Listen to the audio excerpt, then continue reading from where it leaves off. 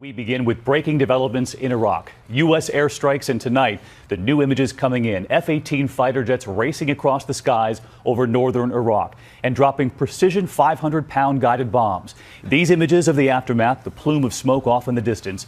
Tonight, one of the top concerns for the White House, the Americans on the ground in Iraq, diplomats and military advisors, and the desperate families trapped on a mountain without food and water. And in Washington, President Obama seen through the window of the Oval Office today. A president who once campaigned to end the war in Iraq, now facing this. Tonight, so many here at home asking why now, who are we trying to help, and how long will this last?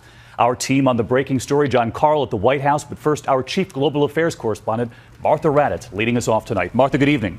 Good evening, David. The U.S. military now has a green light to launch airstrikes as needed in Iraq, today pounding multiple targets, trying to stop the militants from advancing and from threatening American lives and the lives of thousands of Iraqi families trapped on that mountain.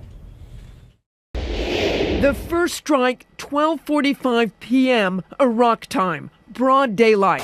Two heavily armed F-18 fighter jets launching from the carrier USS Bush in the Persian Gulf, roaring high above northern Iraq, where ISIS militants were at work shelling forces trying to defend the critical city of Erbil, where 150 American diplomats and military advisors are based. The U.S. fighter jets dropping precision 500-pound bombs on the ISIS mobile artillery unit. The smoke from the laser-guided bomb strike visible for miles. You let the bomb go straight and level, and the bomb finds its way to the target. Then, 4 hours later, 5:45 p.m., it was an armed drone launching a Hellfire missile at a mortar position. When militant fighters returned to the site, the drone struck again. 6:20 p.m., 4 more F-18s targeting a 7-vehicle militant convoy.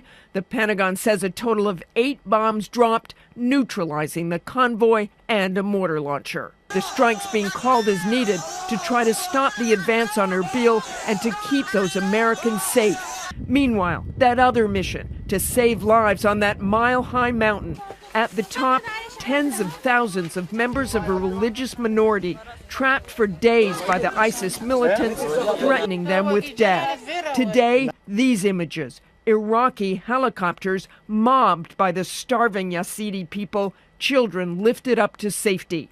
The U.S. helping too, dropping in food and water in the cover of night. These cargo airplanes, which are not very maneuverable, and so they're actually more vulnerable, which is why we did it at night, so it would be harder to see them. And Martha's back with us live now from Washington. And Martha, U.S. authorities trying to protect Americans on the ground there. Many might be asking, why not get the Americans out to evacuate them? Well, the White House says because they're doing important work in Erbil, but it really is bigger than that. Erbil is a key city, and those who live there, loyal allies to the U.S. The Americans do not want that city to fall, David, because surely ISIS would then try to go after Baghdad. All right, Martha, thanks.